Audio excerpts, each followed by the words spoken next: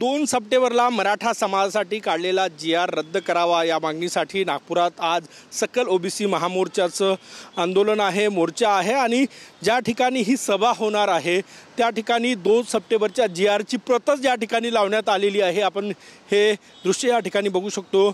2 सप्टेंबरचा जो जी.आर. आहे ज्याच्यामुळे ओबीसी आरक्षण धोक्यात आल्याचं सकल ओबीसी महामोर्चाचं म्हणणं आहे।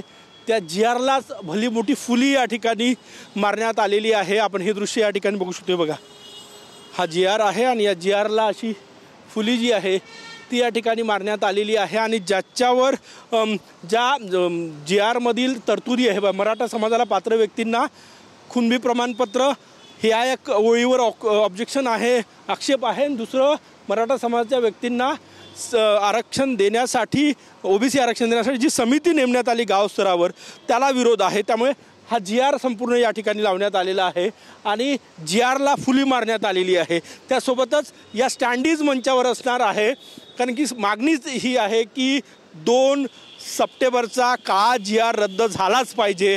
या मागणीसाठी सकल ओबीसी महामोर्चाचं हे आंदोलन आहे, मोर्चा आहे। नागपुरातील यशवंत स्टेडियमवरून हा मोर्चा निघणार आहे आणि त्यानंतर हा मोर्चा जो आहे तो नागपुरात संविधान चौकामध्ये येईल। याच ठिकाणी सभा असणार आहे।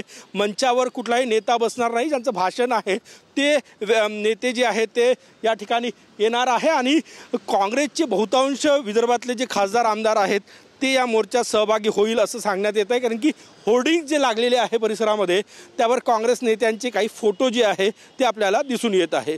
कॅमेरामॅन सचिन सयामसह गजानन उमाटे, TV9 मराठी, नागपूर।